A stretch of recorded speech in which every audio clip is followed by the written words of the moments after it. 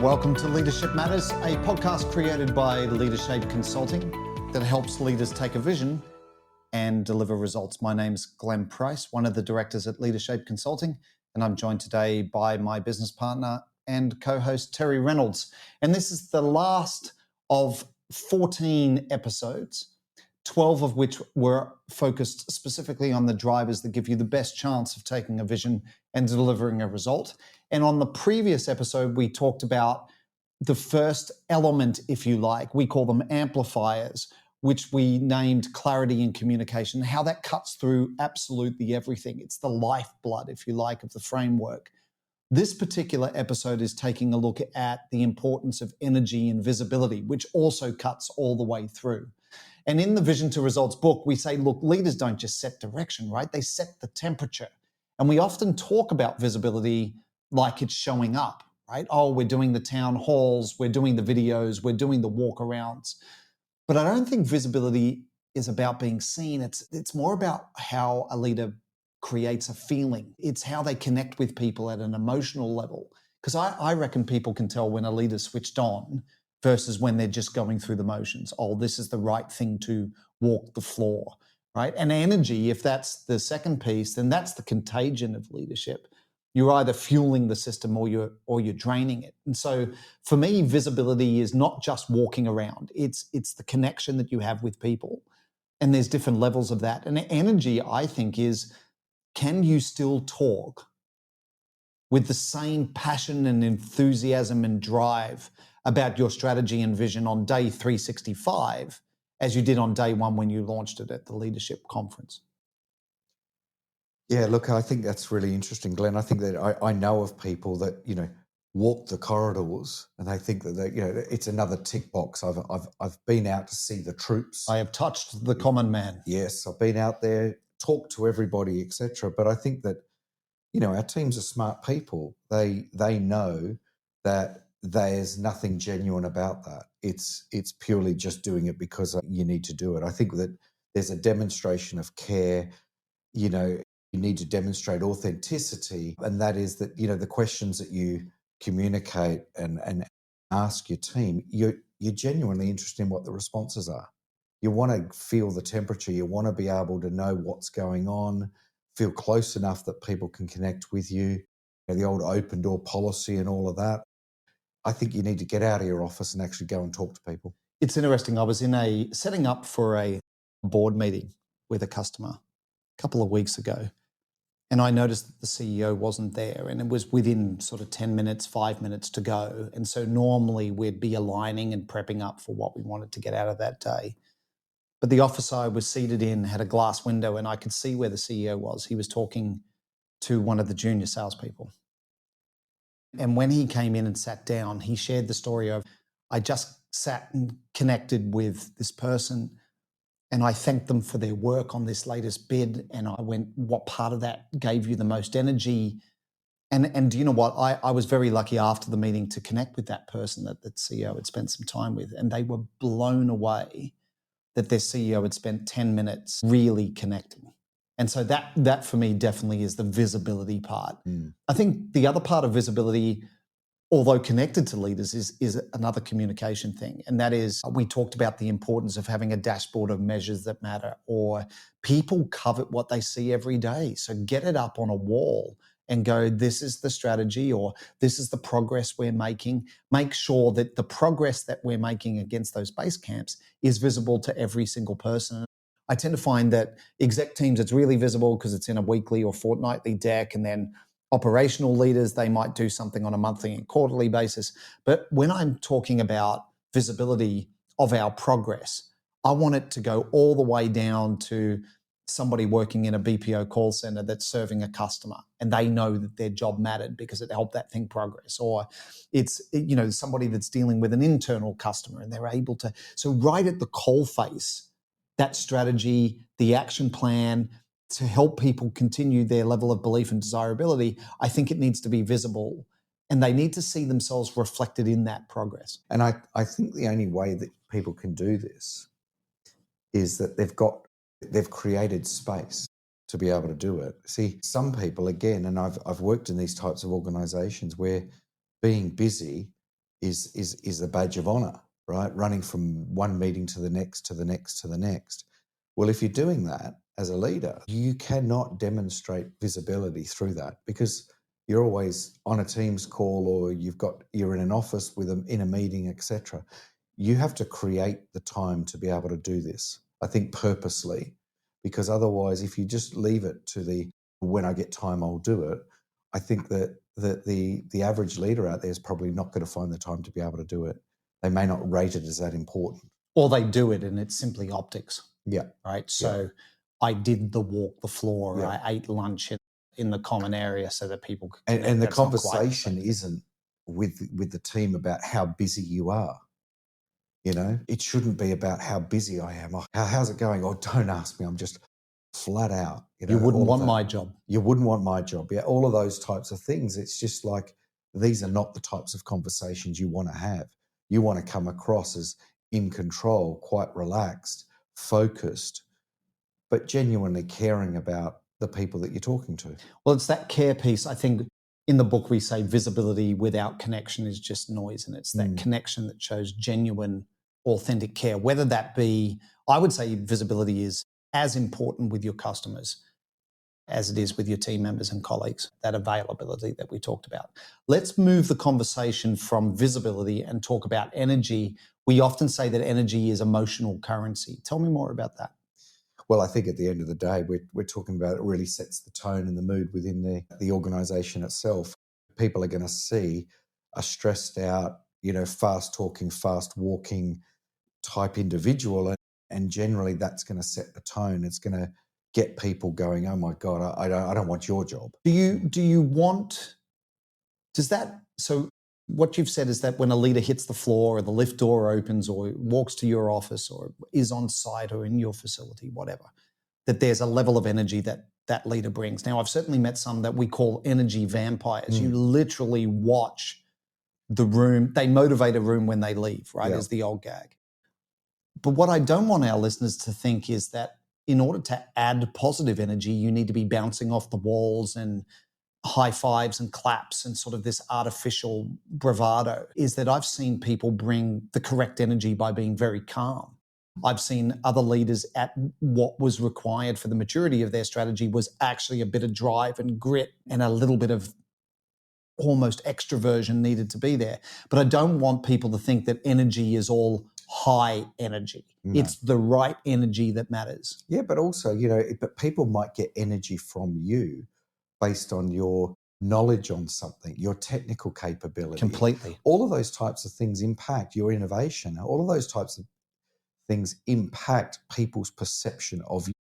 And they put it down to going, I get energy from you just talking to you. I walk out. We've all had leaders like this. You walk out of spending time with them feeling fantastic.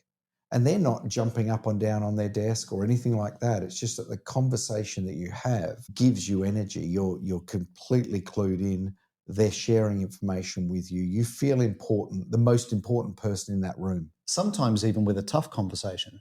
Yeah. I remember a leader that I really respect once giving me some 360 feedback, and he chose the right energy level to do that. Now, it was a stomach punch for me at the time, but my connection and intimacy in our relationship went up. It was somebody I trusted, and that energy actually changed the way in which I started leading people from that point. I can point back to that moment and go, I made a conscious decision to do something different.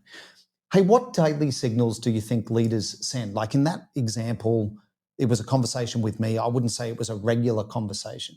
But if I said what regular daily signals do leaders send, sometimes unconsciously, right? But they shape organizational energy, because I don't think this comes down to one person. When you start going, hey, that's the culture of an organization. There's this buzz, this heartbeat that's there. There's drive and grit and momentum. And culture is, I think, an output, not an input. It's the result of all the behaviors that are happening. But I think that starts with leaders setting expectation of behaviors or ways of working and then holding people to it. They signal that level of energy. What have you seen with the leaders that you've worked with? Yeah, no, definitely. I've seen leaders set the tone around expectation, around outcome, quality of you know, whether it be the customer interaction or the employee interaction. I've seen the availability of time, them making sure that they're available for people. All of those types of things, I think, impact the way that the organisation feels. I mean, we often say, you know, that fish rot from the head. It's a terrible saying, but it's very, very true, because all you need to do is look at the leader, you look at the executive team, and you get a very, very good feeling as to what the tone, culture, whatever word you want to use, has been set within the organisation. Yeah, the team almost mirrors the energy, Totally. right, of that Yeah. particular leader. Yeah. Both good and bad. And not so good. So that's why the calmness, the deliberateness, all of those types of things, I think you consciously need to be aware of going, what do I need to put across to my team? How do I need to be? What's the signal I want to send? What do I want to send? We sometimes talk about those three circles: knowing, doing, and being, don't we? And leaders know the right thing to do, and they do the right thing occasionally when they're reminded or they find the time. But being energetic around the strategy and the progress, I think they're curated moments. I haven't met too many leaders that just do it off the cuff. They've thought, they're intentional, and they're aware of the signals most of the time that they're sending. And so they view it as an energy transfer. Once again, back to this analogy of batteries again, going, if you're having a hard day, use some of my energy, right? Like, but done in a way that's palatable, that reflects brilliant culture. I was going to ask the question, what gets in the way, and what sort of subtle behaviours from leaders kill energy? I was going to just raise, when you say that, is I think to myself about hybrid working. And I think to myself, you know, you've really, really got to think about going, how do I create visibility in a hybrid environment? Because many organisations are still 2 days off, 2 days at home, 3 days in the office, whatever the case would be. They're not off, they're working, yes, but they're not in the office. I realised what I said then. Yeah. But, you know, the visibility part of it becomes a little bit more challenging, doesn't it? Well, it begs the question, if physically they're seeing you, right? So at least there's some level of visibility. My suggestion would be is that the first conversation that you should have is that strategy narrative and reward of progress, so that your strategy and the progress we're making is visible. It's not about you being visible as the leader. So whether you're in a hybrid environment or whether you're in the office, that's not, hey, I saw my leader, I now have energy. That's not the point. The point is, do you know where we're up to with our strategy and how your role is valued within it? And you've got constant updates on that, and you're part of that dynamic conversation. I think from an energy perspective, when I'm executive coaching, I'm trying to get execs to think about what they're doing in the 10 minutes before that call. Are they coming off a stressful call with the market or the street about the share price? And that's the energy that they'll bring into that call. Are they, have they just had a brilliant conversation with a potential new recruit, a talent magnet, somebody that's outstanding, they've got to change the game, and you're bringing them in, and then you bring that energy. There's an Australian psychologist that studied this during COVID called the third space, and that's the space between the first team's meeting and the next one. What are you doing in there to make sure that you're intentional in terms of your visibility and your level of energy, and you're bringing that? Because I think you'd agree with me, people are going to get what you've got. If you're low, I remember leading a team in London for quite a few years, and it was a typical London day, cold, sleety kind of weather. And as I came into the lift, one of my senior leaders came in at the same time, and we're there in the London greatcoats and the suits, and he unbuttoned his tie, he sort of shook the rain off his jacket, and a huge breath out, a huge sigh, and went, oh, thank goodness I can just be normal again. And that caused me to stop, and we went back down and grabbed a coffee, and I went, hang on, you're about to walk onto a floor full of people where we're trying to energize them, and I appreciate that you've given energy to the customer. In fact, most of us are pretty good at putting the mask on and giving the customer our energy. But how are you doing that? Do you have the same thoughts go through your head? How do you prepare yourself like we would for a customer, for our own people? And actually, even further extension, if you can put on that mask for both customers and employees at work, and then we get home with the people we love and we take that mask off, then they're getting a different level of energy as well. And so those three things need to be in balance. So here are some top tips for leaders on how you can amplify the area of energy and visibility. Firstly, let's lead with frequency, not formality. So try to replace the occasional all-hand speech or town hall with consistent micro moments of presence. Small, frequent visibility beats big info. So here are some top tips for leaders on how to amplify energy and visibility. Number one, lead with frequency, not formality. We would encourage you to replace the occasional all-hands speech or town hall or Microsoft Teams meeting with consistent micro moments of presence. Small, frequent visibility will absolutely be better than big, infrequent gestures that are seen as a bit of like theatre. Two, audit your impact. How do you know that? We talked about this in the previous podcast.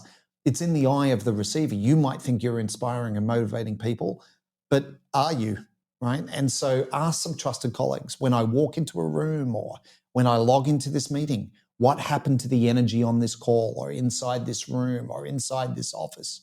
And then choose to act on the answer. Use energy as a diagnostic tool, right? Pay attention to the team energy levels after key interactions that you have with them. If people leave drained, clarity and execution will follow pretty fast. So there's an opportunity to go back and make sure that you add that level of energy that they need. And last of all, match your visibility to the moment. Back to what you were saying before, it's not just high fives and happy claps, right? Crises need presence, calm presence. Success needs amplification. Uncertainty needs reassurance. So know what kind of visibility and energy the system needs from you and do it on purpose, with purpose. So that's the last amplifier. The first being clarity and communication, the second being energy and visibility, that cut all the way through the 12 drivers that help leaders take a vision and deliver a result. And the reflective provocation is, if your people's energy mirrors yours, what would that reflection look like this week?